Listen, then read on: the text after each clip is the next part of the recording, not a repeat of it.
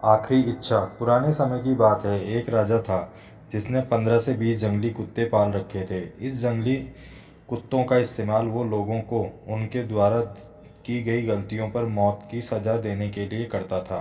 एक दिन राजा के एक 10 साल पुराने मंत्री से कोई गलती हो गई। राजा अपने मंत्री से बहुत क्रोधित होते हैं और वे तय करते हैं कि मैं इस मंत्री को कुत्तों से मौत की सज़ा दूंगा। राजा ने मंत्री को जंगली कुत्तों के सम्मुख फिंकवाने का आदेश भी दे दिया। सज़ा देने से पहले राजा ने मंत्री से उसकी आखिरी इच्छा पूछी।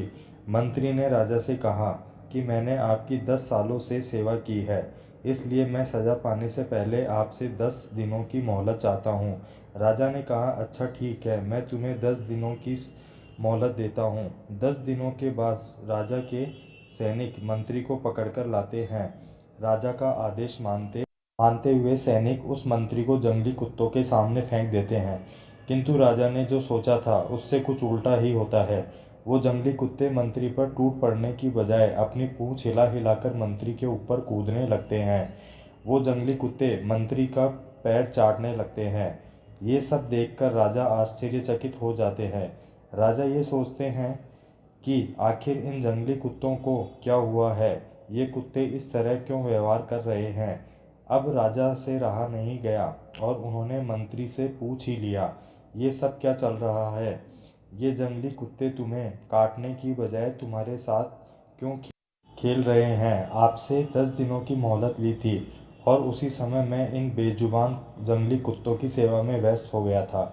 मैं हर रोज़ इन कुत्तों को खाना खिलाता था और उनका अच्छे से ध्यान भी रखता था। ये कुत्ते इतने जंगली होने के बावजूद भी मेरी 10 दिन की सेवा को नहीं भूल पाए और आप राजा यानी कि प्रजा के पालक होकर भी मेरी 10 वर्षों की सेवा को भूल गए और आपने मेरी एक छोटी सी गलती पर इतनी बड़ी सज़ा सुना दी। राजा को मंत्री की बात सुनकर अपनी भूल का एहसास हो गया और उन्होंने फौरन मंत्री को आज़ाद करने का हुक्म दिया।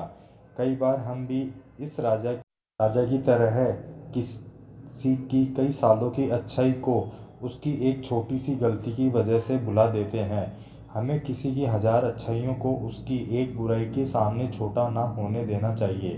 हमें क्षमाशील बनना चाहिए। अगर आपको हमारी कहानी अच्छी लगी हो तो अपने दोस्तों के साथ भी शेयर कीजिए और कमेंट में ज़रूर बताइए कि कैसी लगी हमारी कहानी। और चैनल पर नए हैं तो सब्सक्राइब करना ना भूलें।